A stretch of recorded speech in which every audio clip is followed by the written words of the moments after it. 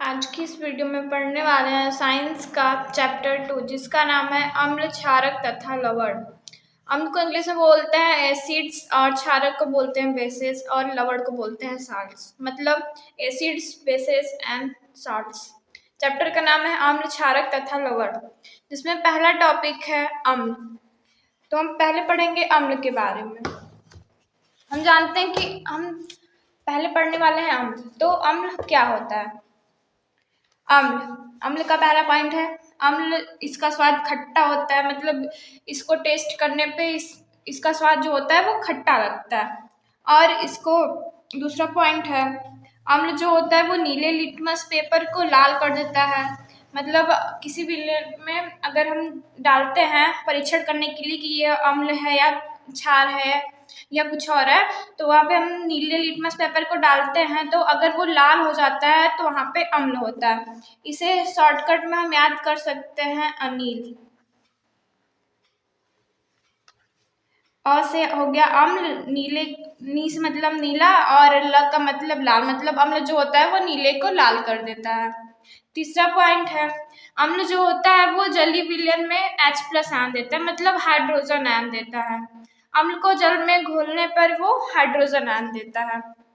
अब अम्ल के कुछ उदाहरण दिए हुए हैं, जैसे HCl जिसको हम हाइड्रोक्लोरिक एसिड बोलते हैं। दूसरा है H2SO4 जिसको हम सल्फ्यूरिक एसिड बोलते हैं। तीसरा है CH3COOH जिसे हम एसिटिक एसिड बोलते हैं। और चौथा है सिट्रिक अम्ल C6H8O7 जो नींबू में पाया जाता है। यहाँ पे मैंने कुछ नाम लिखे हैं तथा इसमें पाए जाने वाले अम्लों के भी नाम लिखे हैं। जैसे है इमली, इमली में टार्टरिक अम्ल पाया जाता है। और सिरके में कौन सा अम्ल पाया जाता है? एसिटिक अम्ल, जिसका हमने फार्मूला यहाँ पे लिखा है। और तीसरा है बिच्छू के डंक, मतलब जब बिच्छू किसी को डंक मारता है तो वो अपना वहाँ पे फार्मिक अम्ल छोड़ता है, मतलब वहाँ बिच्छू के डंक में जो होता है वो फार्मिक अम्ल होता है, जिसे हम मेथेनोइक अम्ल भी कहते हैं। और चौथा है दूध या दही, तो दूध या दही में लैक्टिक अम्ल पाया जाता है। दूध में भी लैक्टिक अम्ल पाया जाता है और दही में भी लैक्टिक अम्ल ही पाया जाता है। अगला है हमारा नींबू। नींबू में तो बताया ही है कि सिट्रिक अम्ल पाया जाता है, इसका फार्मूला भी यहाँ लिख दिया। छठवां है टमाटर। टमाटर में भी सिट्रिक एसिड ही पाया जाता है। लास्ट है चींटी। चींटी भी जब काटती है तो वहाँ पे मेथेनोइक अम्ल ही छोड़ती है, जिसे हम फार्मिक अम्ल कहते हैं। अब अगला है अम्ल के प्रकार। तो अम्ल दो प्रकार के होते हैं, सांद्र अम्ल और तनु अम्ल। सांद्र अम्ल हम किसे कहते हैं? जब किसी विलयन में अम्ल अधिक मात्रा में हो तथा जल कम मात्रा में हो तो उसे हम सांद्र अम्ल कहते हैं। और दूसरा है तनु अम्ल। तनु अम्ल मीन्स जब अम्ल किसी विलयन में अम्ल की मात्रा कम हो तथा जल की मात्रा अधिक हो, वहां पे हम उसे तनु अम्ल बोलेंगे।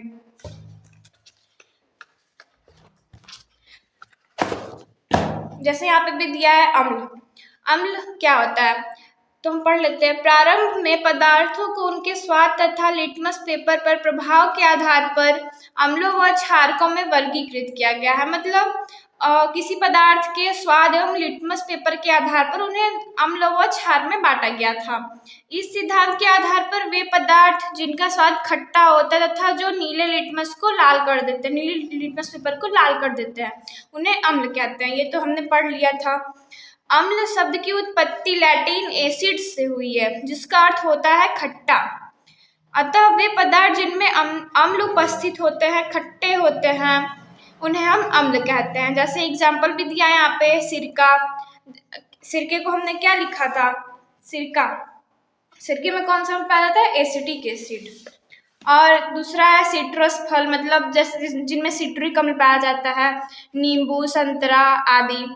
तथा इमली में क्रमशः एसिटिक, सिट्रिक तथा टार्टरिक अम्ल उपस्थित होते हैं। जैसे यहाँ पे दिया है सिरके में एसिटिक एसिड और सिट्रस फल में सिट्रिक एसिड और यहाँ पे जो इमली है उसमें टार्टरिक अम्ल उपस्थित होते हैं, जिसके कारण ये स्वाद में खट्टे होते हैं, जिस कारण इन्हें अम्ल कहा जाता है। फिर अगला की है आर्हेनीय सिद्धांत के अनुसार मतलब आर्हेनियस ने भी अपना सिद्धांत दिया था जिसके आधार पे अम्ल व क्षार को हम अलग भागों में बांट सकते हैं या वर्गीकृत कर सकते हैं। तो आर्हेनियस सिद्धांत के अनुसार वे पदार्थ जो जलीय विलयन में वियोजित होकर केवल हाइड्रोजन आयन देते हैं तथा हाइड्रोजन आयन के अतिरिक्त कोई अन्य धन आयन नहीं देते, अम्ल कहलाते हैं। इसको भी हमने पढ़ा था तीसरे पॉइंट में। मतलब कि जो पदार्थ जो जलीय विलयन में वियोजित होकर सिर्फ हाइड्रोजन आयन ही दे, उसके अतिरिक्त कोई धन आयन न दे, उन्हें हम अम्ल कहते हैं। अतः स्पष्ट है कि सभी अम्लों में हाइड्रोजन तत्व उपस्थित होता है। ठीक है, अब हम पढ़ेंगे अम्लों के प्रकार। ठीक, आयनन के आधार पर अम्लों को दो भागों में बांटा गया है।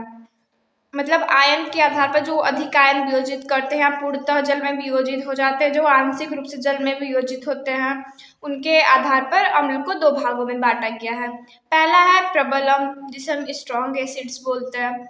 तो प्रबल अम्ल क्या होते हैं? वे अम्ल जो जल में पूर्णतया आयनित या वियोजित होते हैं प्रबल अम्ल कहलाते हैं। मतलब कि जो अम्ल जल में घुलकर पूरी तरीके से हाइड्रोजन आयन के रूप में टूट जाते हैं, उन्हें हम कहते हैं प्रबल अम्ल। सामान्य तथा खनिज अम्लों, मतलब खनिजों से प्राप्त होने वाले अम्ल प्रबल अम्ल होते हैं। जैसे यहाँ पे एग्जाम्पल भी दिया है H2SO4 सल्फ्यूरिक एसिड जिसे हम बोलते हैं, HCl हाइड्रोक्लोरिक एसिड और HNO3 मतलब नाइट्रिक एसिड।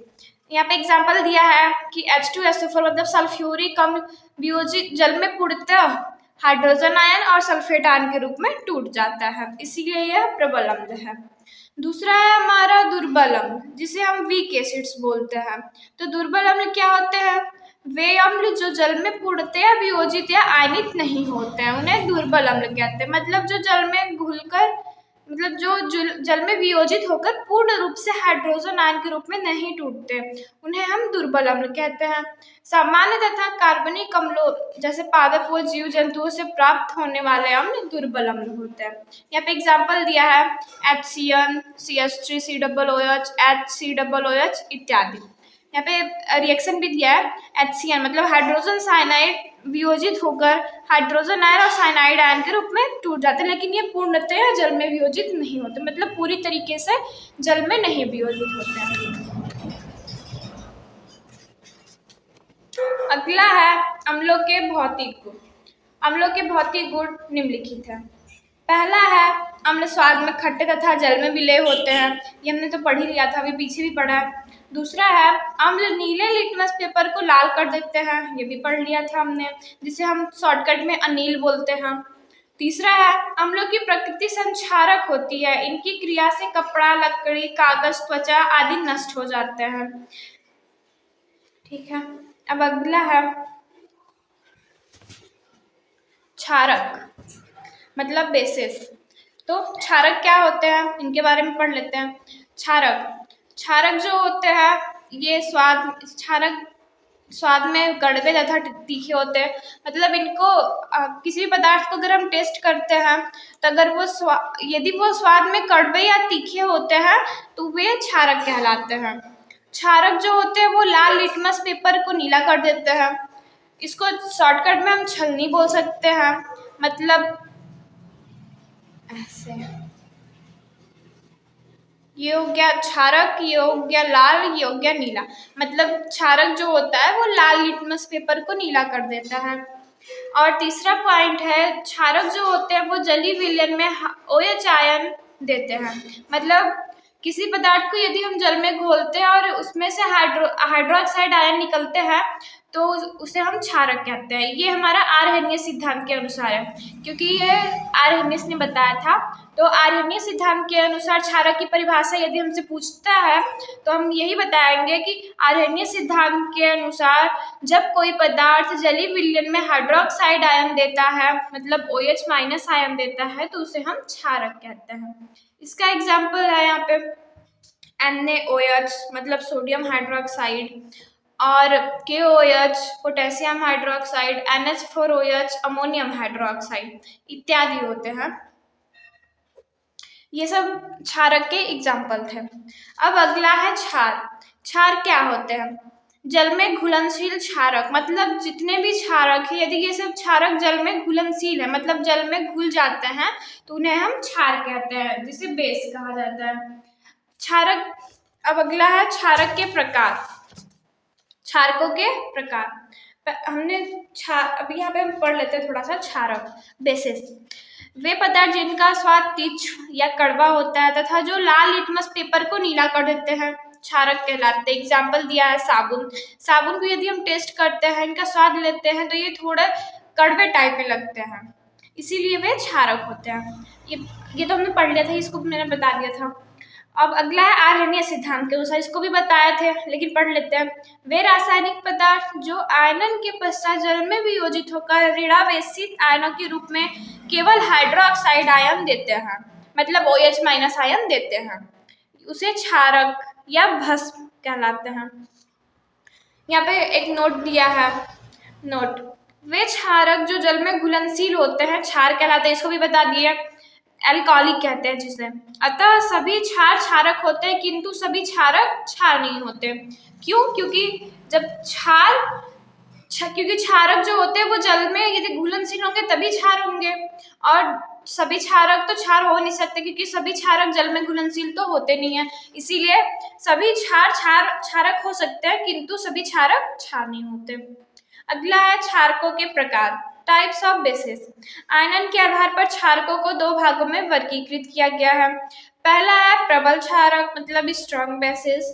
वे क्षारक जो जल में पूर्णतया वियोजित या आयनित होकर हाइड्रोक्साइड आयन देते हैं, मतलब जल में घुलकर पूर्ण रूप से हाइड्रोक्साइड आयन के रूप में टूट जाते हैं, उन्हें प्रबल क्षारक कहते हैं।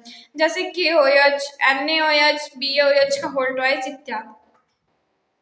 एग्जाम्पल भी दिया है कि पोटेशियम हाइड्रोक्साइड जल में वियोजित होकर पोटेशियम आयन व हाइड्रोक्साइड आयन के रूप में वियोजित हो जाता है। दूसरा है दुर्बल क्षारक, मतलब वीक बेसिस। वे क्षारक जो जल में पूर्णतया वियोजित या आयनित नहीं होते, उन्हें दुर्बल क्षारक कहते हैं, जैसे AlOH का थ्राइस तथा NH4OH इत्यादि। यहाँ पे एग्जाम्पल रिएक्शन दिया है, AlOH का थ्राइस मतलब एल्यूमिनियम हाइड्रोक्साइड जल में वियोजित होकर एल्यूमिनियम आयन और हाइड्रोक्साइड आयन देता है। ये हो गया हमारा क्षारक और क्षारकों के प्रकार, तथा हमने अम्ल व अम्लों के प्रकार पढ़ लिए।